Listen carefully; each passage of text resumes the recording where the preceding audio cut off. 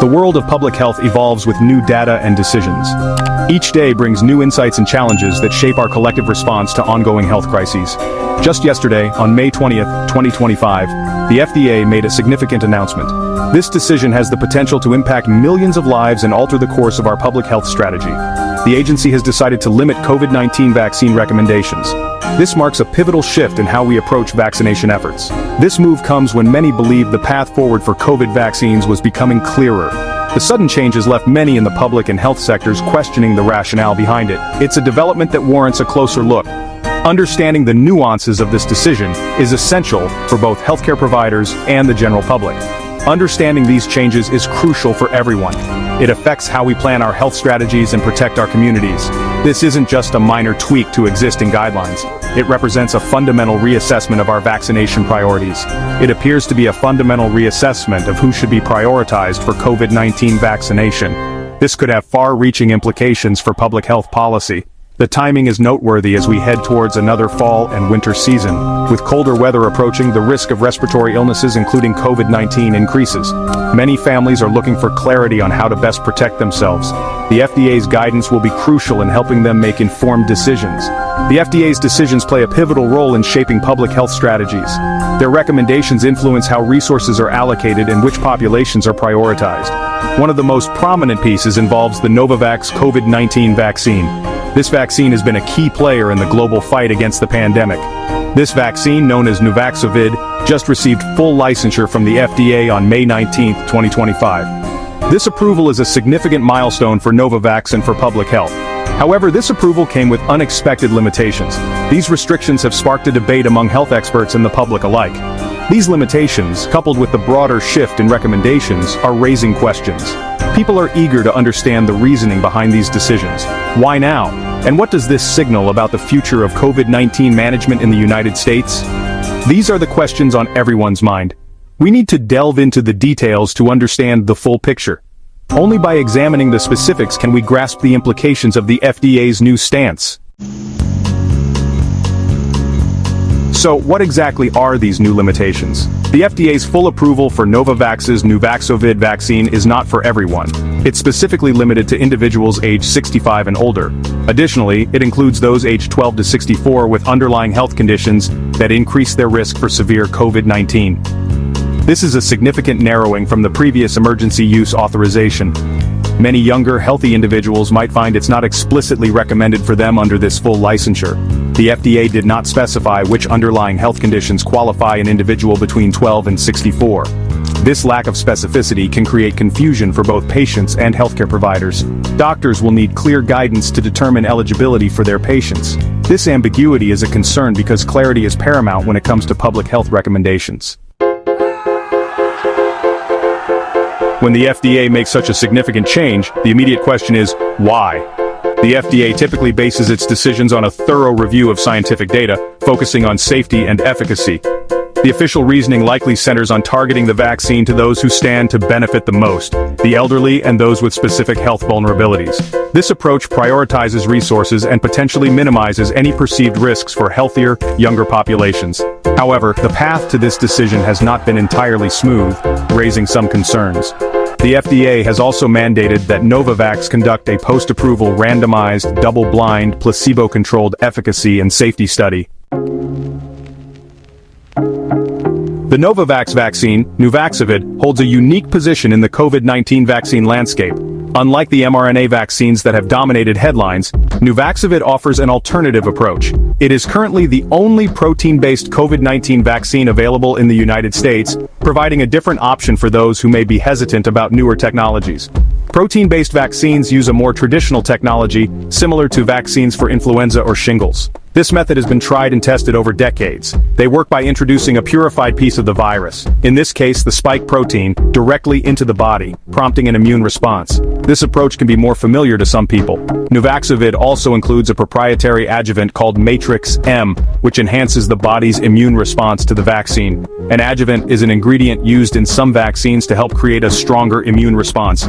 This can be particularly important in older adults or those with weaker immune systems. The combination of a protein subunit and this novel adjuvant sets Novavax apart from other COVID-19 vaccines currently available. The recent FDA decision curtails that versatility significantly within the scope of its full license, limiting its use to specific groups. The journey of Novavax to full licensure has been longer and more complex than for some of its mRNA counterparts, involving extensive trials and regulatory hurdles.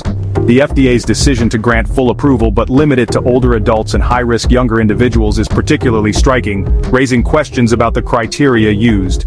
This discrepancy in regulatory decisions between the US and other major international bodies is a critical point of discussion, highlighting the complexities of global health governance.